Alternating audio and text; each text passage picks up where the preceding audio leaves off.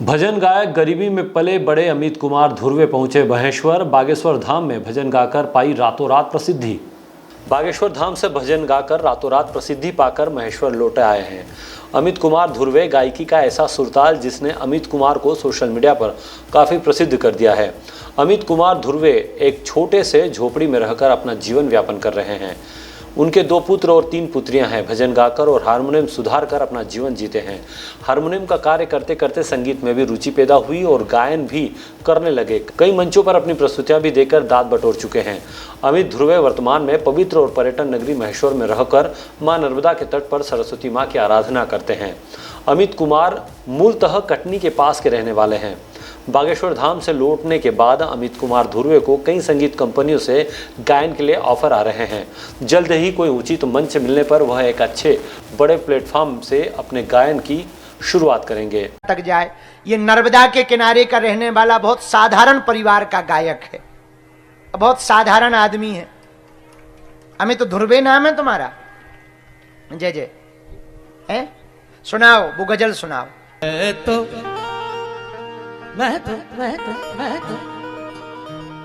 मैं तो हवा हूँ किस तरह पहरे लगाओगे,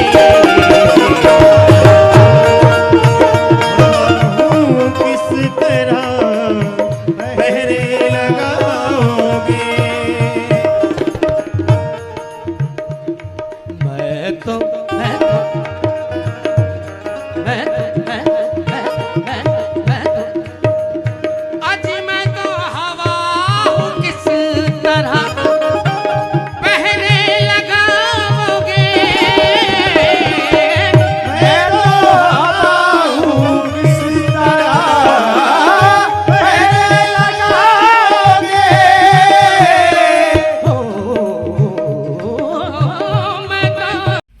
तो इस वक्त हम मौजूद है प्रसिद्ध गायक कलाकार अमित जी धुर्वे।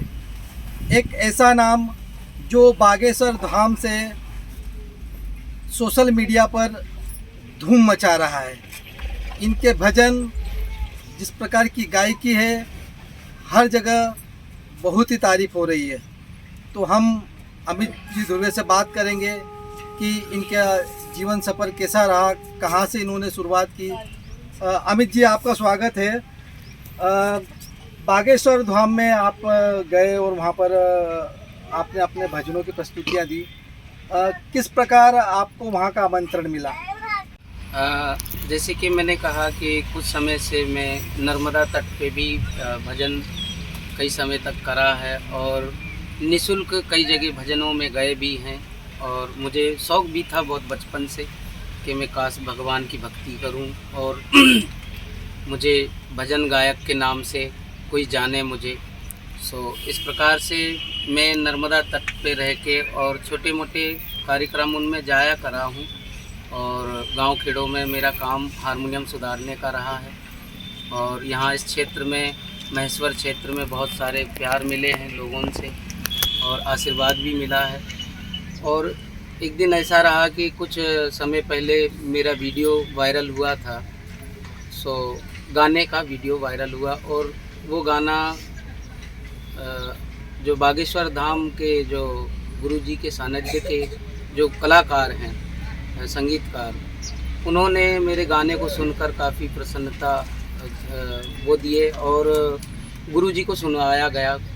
गुरुजी एक कलाकार है, गरीब घर का है, कोई बड़ा स्टेज नहीं है इसका। गुरुजी फिर डायरेक्ट मुझे फ़ोन लगाए थे। उन्होंने 2 बजे रात को, 2-2:30 बजे रात को फ़ोन लगाया और मैं उस समय नींद में था और मैंने सोचा कि शायद कोई मजाक कर रहा होगा। कितना बड़ा गुरुजी कैसे अब छोटे से व्यक्ति को लगा सकते हैं। ऐसे तो भारत में कई ऐसे बड़े बड़े कलाकार भी हैं जिनके सामने अपन कुछ भी नहीं है। इसी प्रकार से जो है तो गुरुजी की आदेश अनुसार गुरुजी ने काफ़ी तारीफ़ भी करा और बोले कि बेटा बहुत अच्छे गाते हो, क्या आप आ सकते हो बागेश्वर धाम? मैंने कहा बिल्कुल आ सकता हूँ गुरुदेव। तो उन्होंने कहा बिल्कुल नवरात्रि को 9 दिन आपको सेवा देना है। आप आइए और कहीं दुनिया को सुनाने की कोई ज़रूरत नहीं है। जो कुछ भी है आप बालाजी सरकार को सुनाने के लिए आ रहे हैं और मुझे सुनाने के लिए आ रहे हैं। जैसा भी है आप जो भी सेवा लगे आपको हम करवा देंगे और आप आइए। फिर मैं यहाँ से गया जैसा भी करके। अब मेरी स्थिति उस हिसाब से नहीं थी सर कि मैं वहाँ जाने का मेरा कोई मन पाता, पर बालाजी सरकार की कृपा है, माँ नर्मदा की कृपा है कि मैं पहले तो ये है कि माँ नर्मदा ने मुझे कुछ प्रेरणा दी कि मैं कुछ वहाँ तक पहुँच सकूँ। और यहाँ के जो दोस्त भाई बंधु हैं उनके मदद से फिर मेरे पास तो किराया भाड़ा भी नहीं थे उस समय, और मैं वहाँ जैसे कुछ दोस्तों के साथ गया। जैसे कि मेरे एक मित्र हैं, बहुत ही अच्छे मित्र हैं, मुकेश जी बिचवे, मेरे साथ तबला बजाते हैं और बहुत समय से जुड़े हुए हैं। उनको लेकर के और मैं गया, और एक और भाई था संजू दादा करके, तो इनको लेकर के गया। और वहाँ जब मैं गुरुजी को सुनाया भजन तो काफ़ी प्रसन्नता मिली मेरे को, और मैं बहुत आनंद में हूँ। और गुरुजी जो है तो यहाँ तक के ऐसा लगता है कि जैसे मुझे मेरे माता पिता मिल गए हों, क्योंकि मेरी दिली इच्छा थी कि मैं बहुत बचपन से ख्वाहिश थी कि मुझे कोई जाने, और कहीं ऐसा नहीं हो कि मैं इस संसार में आया हूँ। ये वाकई ओरिजिनल बात है कि मैं इस संसार में मेरे मन में ये बहुत समय से लगी रही है कि मैं आया हूँ तो खाली यूं ही ना चला जाऊँ। तो आप सबका आशीर्वाद है और गुरु महाराज की कृपा है कि वहाँ से जो मेरी आवाज़ जो चली तो आज मुझे पूरा देश जानता है। और गुरु महाराज की कृपा से बड़े बड़े जो है तो जिसके कहते हैं स्टूडियो वगैरह वगैरह, यहाँ से ऑफ़र भी आ रहे हैं। और मेरी जो है तो थोड़ी बहुत तैयारी मैं करने में हूँ कि मैं कुछ कर सकूँ गुरुजी का नाम से।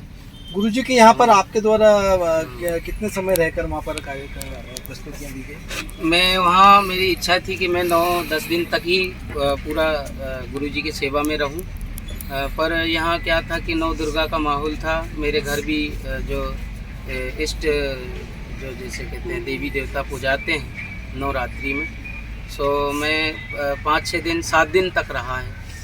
7वीं के रोज़ मैं वहाँ से गुरुजी से इजाज़त ले लिया था। तो जो आज आपको ये प्रसिद्धि मिली है तो आगे आपने क्या रूपरेखा बनाई है, किस प्रकार के आपको ऑफर मिले और कहाँ आप जाने की सोच रहे हैं? सर जैसे कि मैं वहाँ जब मैं गुरुजी के सानिध्य में था तो उस समय बड़े बड़े लोग जो जैसे कि भोजपुरी फिल्म इंडस्ट्री से मनोज जी तिवारी ऐसे लोग आए, आशीर्वाद दिए मुझे, और उन्होंने भी ऑफ़र दिया है कि मैं आपका गीत और आपके गाने रिकॉर्डिंग करवा के और रिलीज किया जाएगा और ये किया जाएगा। मैं पढ़ा लिखा थोड़ी कम हूँ, मैं बोल नहीं पाता हूँ उतना ज़्यादा। सो मेरा क्या है कि और फ़ोन भी आए, जैसे बम्बई से भी टी सीरीज कंपनी वगैरह, और देश के जो बड़े बड़े जो स्टूडियो होते हैं जिनके नाम मैं नहीं जानता हूँ, वहाँ से भी कुछ ऑफ़र आए हैं। और मैं ये चाहता हूँ कि आप सभी का प्यार बना रहे, आप सबका आशीर्वाद बना रहे, बालाजी सरकार का कृपा बना रहे, तो मैं कुछ आगे तक भगवान का ही गुणगान करता रहूं, और ये मेरी इच्छा है जी। जैसा कि अमित जी धुर्वे ने बताया कि उनका काफ़ी सफ़र बहुत अच्छा रहा बागेश्वर धाम का। आगे भी कई तरीके के लोग जो इनको बुला रहे हैं, फिल्म इंडस्ट्री से जुड़े हुए लोग, संगीत से जुड़े हुए लोग, ताकि इन्हें एक अच्छा मुकाम मिल सके। डिजियाना न्यूज़ निमाड़ के लिए महेश्वर से सुनील गाड़गे की रिपोर्ट। महेश्वर से सुनील गाड़गे की रिपोर्ट।